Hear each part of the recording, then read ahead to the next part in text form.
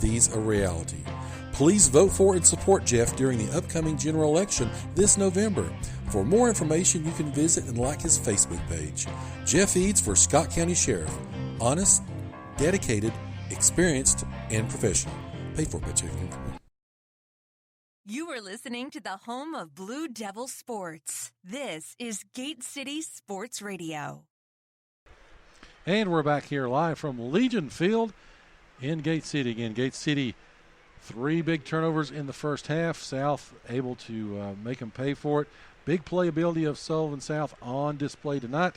28-6 right now, as we've got about 7 minutes left of halftime. Of course, they'll have the warm-up period, the additional 3 minutes that they'll put with that to let them get warmed up. So we're about 10 minutes away from the second half. So with that said, Chris, do we have anything going on right now around the region, and what do we got? Well, Ridgeview's working on snatching defeat from the jaws of victory. They're letting Wise Central claw their way back into this one. Mm-hmm. Ridgeview still leads, but it's 20-12 now. Over in Tennessee, Sullivan East looking to crash things on Volunteer. They've taken the lead now. They're up 14-10. Elizabethton is letting Boone climb back into the game also. Elizabethton still leads it, but it's 21-12. Hampton, however, is having none of that. They're over Cloudland 35-0, so that's going to be a continual clock now. And Science Hill still leading Greenville 21-7. They may stop tweeting and just let that stand and just enjoy it. If it's that's a shocker to me. And I've not seen any reports lately, but at last report, Tennessee High was up on Virginia High 40-9. Galax has, at the end of 3, is all over Carroll County. It's 42-0. The Carroll County Rockets.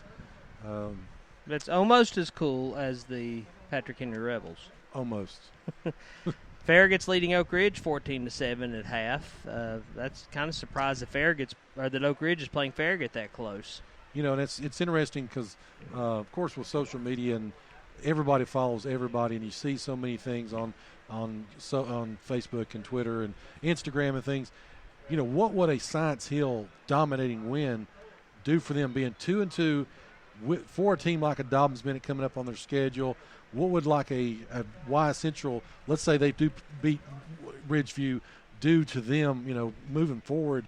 Some of these that are upsets that come up, you know, sort of like we did with Richlands a few weeks ago. Well, confidence is a huge thing. Momentum's a huge thing, but I'm not ready to write off Greenville yet. They've just scored, so it's 21-13 now, Science Hill. They may have, in the second. Well, you're the Fighting Preston Patricks. They could have took a sheet from his playbook. They figured if it works for North, we might as well try it. Let's go ahead and spot them some points. Webb has scored a couple more. They lead Crockett right now 21-14. They're out of Knoxville. And let's see. Oh, I was about to fuss at Tanner Cook for not tweeting anything out, but he just tweeted the volunteer homecoming queen is Megan Christian.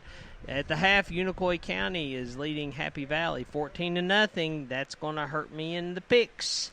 Can't ever figure out Hampton or Happy Valley and Unicoi. You know, Happy Valley will score just enough to win, but they'll also but that defense be interesting to see how that ball game comes out. Oh, if you hear that roar from Bristol, Tennessee High has scored again. They're ahead 46-9 now. Thomas Walker's still up on Castlewood 14-6 at the end of 3. And apparently Lionel Richie and Sammy Hagar were spotted at the Trump rally today. Not only do you get scores, but you get world events from Mr. Carr here at halftime. I can't shut it off. On the Campus Drive-In halftime show. I mean, Chris wants to bring you the world. Well, how can you? Narrows is up on Chilhowie 14-7. Let's see. Scrolling through here, so you don't have to if you're listening at home.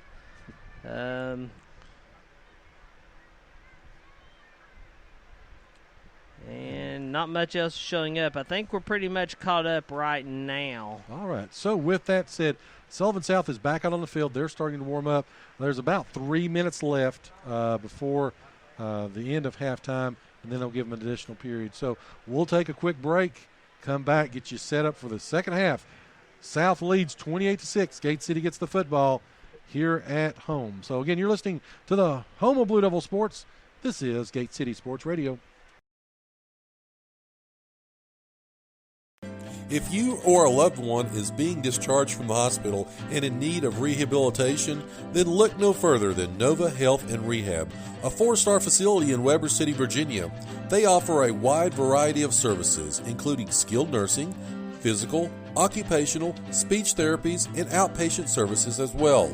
Tell your doctor or case manager at the hospital that you want to go to Nova Health and Rehab Center, where you will find a home-like environment during your stay. Please call 276-477-5640. Again, that's 276-477-5640. Nova Health and Rehab is a Sabre Healthcare Group facility. This is John Sally of the Gate City football and basketball teams, and you're listening to the home of the Blue Devil Sports. This is Gate City Sports Radio. You are listening to the home of Blue Devil Sports. This is Gate City Sports Radio. Are you concerned about the ever-increasing cost of college education? Does it worry you about being prepared for this time in your family's life? If so, there is help in the form of James River Advisors.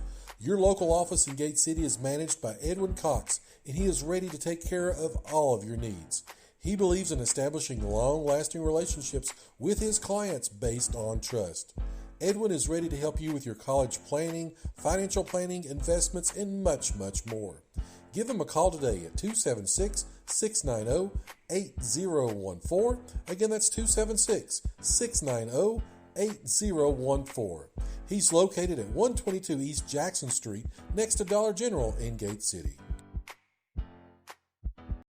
James River Advisor, Inc. is a registered investment advisor. Information presented is for educational purposes only and not intended for the offer, solicitation, or sale or purchase of securities, investments, or investment strategies.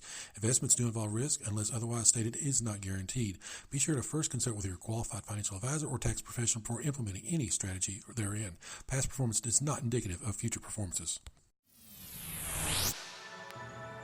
We are the Gate City Cheerleaders, and you're listening to the home of the Blue Devil Sports. This is Gate City Sports Radio. And we're back here live from Legion Field, about a minute away before we get things underway. Chris, your thoughts as we get ready for the second half here. What do you say at halftime? It's pretty obvious. Got to hold on to the ball. Short, sweet. I wouldn't change the offensive play. They're moving the ball. They just got to eliminate those mistakes, and hopefully they figured out a way to shut down those end arounds that South's putting on them. So, as Gate City comes to the side, looking for Mr. Calhoun. I don't know if he's didn't get a report there at halftime as to his condition. I don't see him on the sideline. Do you, though, Chris? Can't really tell in the massive bodies right now. As looks like he's coming by himself. And he's jogging, so could be worse. So with that said, South will be going left to right on your radio dial. They will be kicking off. Gate City will get the second half kickoff. So imperative that they do something with it here. Again, sustain a drive, go down and actually punch it in. You know, you talk about that, Chris, one score, you hold them, you get another score, and all of a sudden it's a new ball game as we close in on the third and into the fourth quarter. Well, let's hope they can. You know, if with the two that Gate City turned over inside the South 30, if they just converted on one of those, you know, you put the 7 points up for Gate City, you take that 7 off for South, and suddenly it's a one-possession game. So, again, kicking off will be Colby Light, number 1 for Sullivan South. Back deep for Gate City will be Carson Jenkins, and it looks like he's going to be flanked by Blanton as well as Levi Roten. So, we're getting ready to kick off. He's going to kick off from the left hash this time. And we're underway in the second half He's got it down deep. He's going to get it to Jenkins about the 3-yard line. He's going to bring it up. He's to the 10. He's to the 20. And he's going to be taken down about the 22-yard line. And he was tackled by a host of Rebels. And leading the way was Lance Pollock and Cody Pugh. So here comes Luke Reed, again, to engineer the offense. They're on the 22-yard line. It's going to be first down and 10. You know, Chris, they stayed bottled up. They had a lot of people in the box. They stayed with 8 most of the first half. Interested to see if they continue that here in the second half, as there's going to be a split to the right, and Reed is going to be in the shotgun this time. He's going to have a tight end to the left-hand side. He's going to give it to Jenkins. Jenkins got the football, and he's going to be taken down for about a 5-yard loss. They really snuffed that out. Again, without that jet motion, he was basically going from flat foot to try to hit. And, wow, loss of about 7 yards on the first play of scrimmage. Second down 17 from their own 15-yard line. 11:25 left here in the third quarter. Gate City now with the 2-back set. He's going to give it to Levi Roten, who's got the football, and he's got some room. 20, 30, 40, and he's taken down about the 46-yard line, as there's going to be a penalty flag. We had a block in the back. Penalty flag on the play. Great play by Gate City, but they're going to take it back. He was blocking up there, was right around the 40-yard line. The South defender kind of turned at the last minute. I was watching it, and it was a correct call by the referees. So they're going to mark it back off, and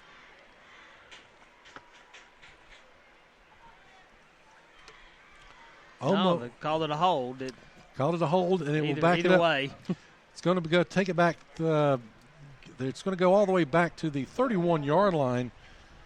It's going to be second down and 1 after the penalty. 11 minutes left here in the quarter, as Reed is in the shotgun. He's going to take it himself. He's going to come around the left-hand side, and he's got a step, and he's going to go out of bounds around the 38-yard line, and he's got enough for another Gate City first down. Gate City up.